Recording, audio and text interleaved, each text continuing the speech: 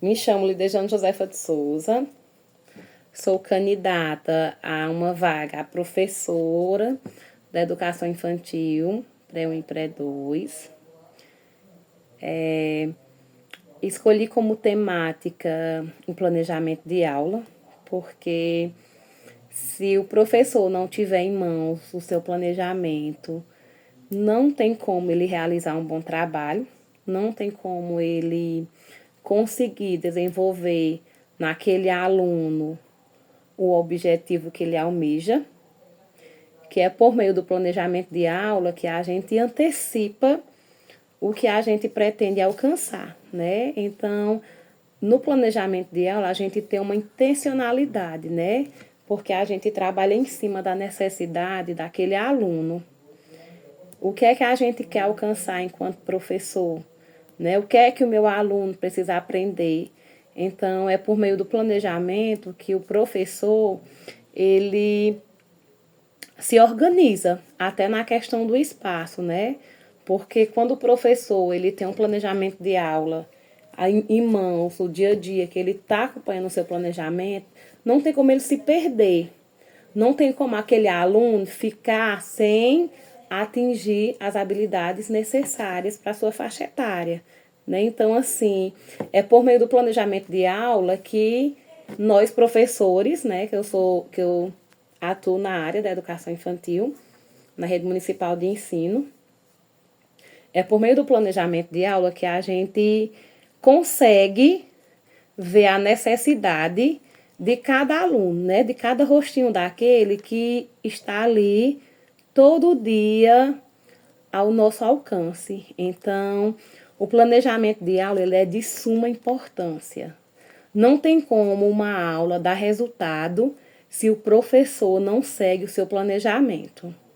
Eu vou demonstrar aqui para vocês o planejamento de aula que eu utilizo. Esse modelo de planejamento, ele foi adotado o ano passado, quando eu trabalhava na unidade escolar Vargas da Silveira, né? Que lá todo ano, como a gente não tinha um modelo fixo lá da secretaria, então lá na escola a gente se reunia e a gente criava. Então esse daqui ele foi criado o ano passado para poder atender a necessidade, né, do nosso público e dos professores.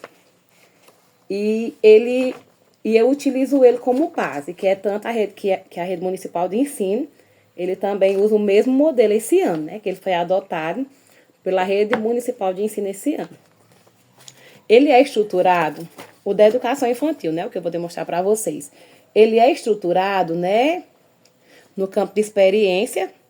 Tem campo de experiência porque eu atuo na educação infantil, mas se for no ensino fundamental, ia colocar os componentes curriculares, não é isso?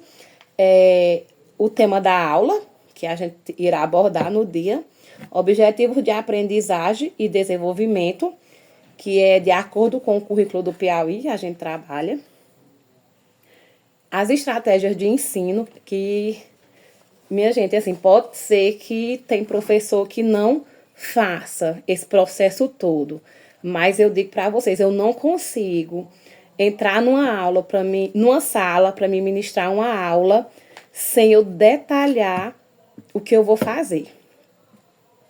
Então, o planejamento que eu utilizo em sala de aula, ele é detalhado, ele tem tudo o que eu vou fazer, desde o momento que inicia a aula até o momento que encerra, né? Então, eu estruturo ele bem assim, ó.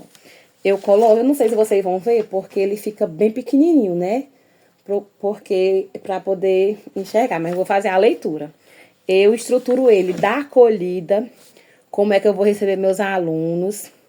Coloco a rotina de todo dia, que a rotina também é de essência, importância, né? Pra gente ter uma rotina, a criança saber que todo dia tem que fazer aquilo na escola.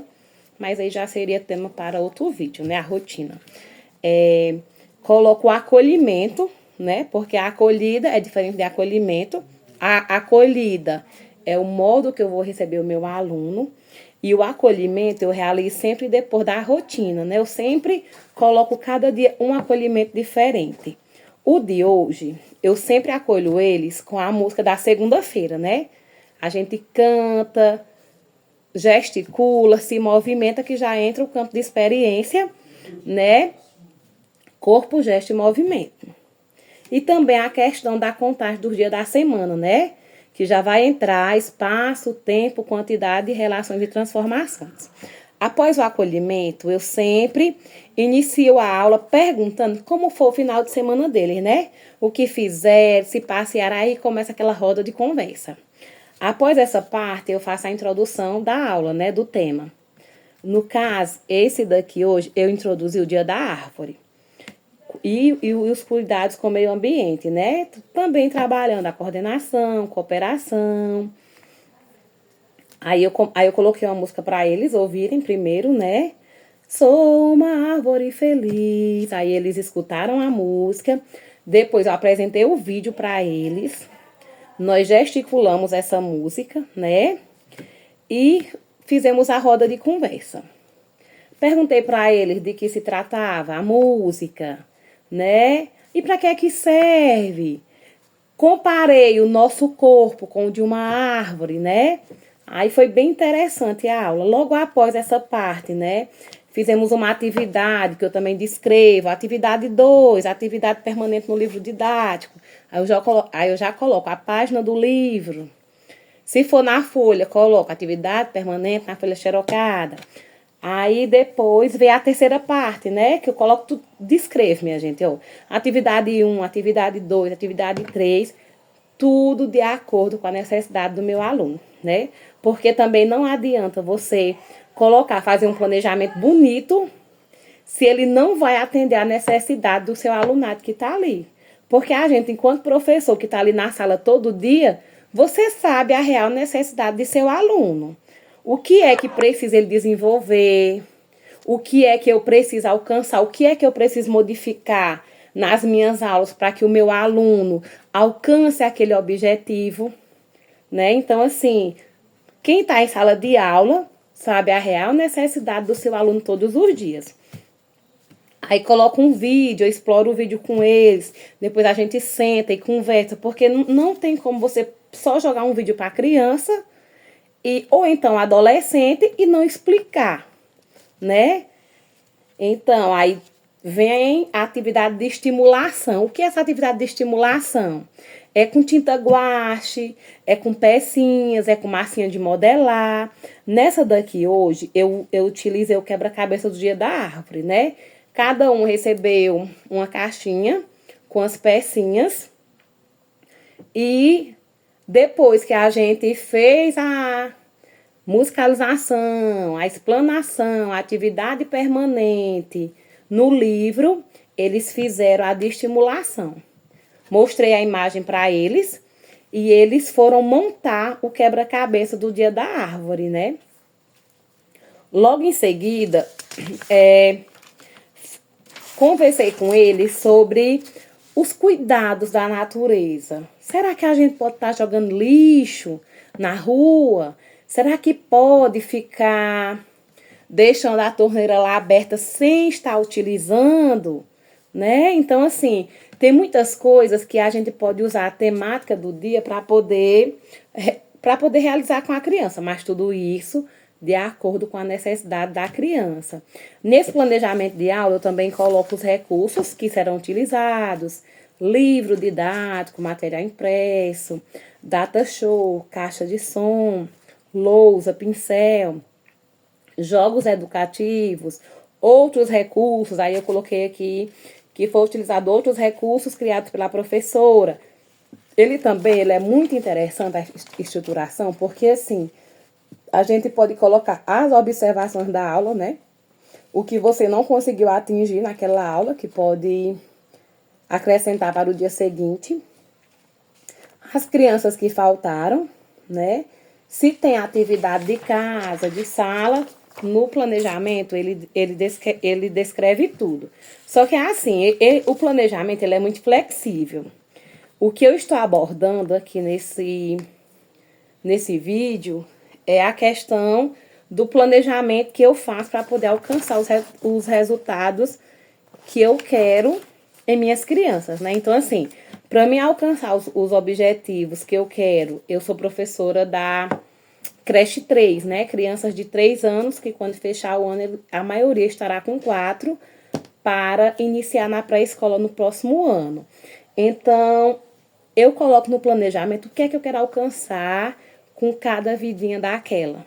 Né? O que eu, enquanto professora, quero alcançar em cada campo de experiência com eles. O que é que eu preciso melhorar enquanto professora? Então, assim, eu coloco tudo no planejamento. Ó, fulano não conseguiu alcançar isso, porque aqui nesse planejamento, ó, ele já tem aqui o objetivo e a aprendizagem justamente para isso, né? Porque, assim, de acordo com o código, você vê o objetivo e você vê se o seu aluno está conseguindo desenvolver aquele objetivo, se ele já alcançou. Meus alunos, eu tenho 15 alunos, né? Desses 15, eles estão comigo desde o início das aulas, em março.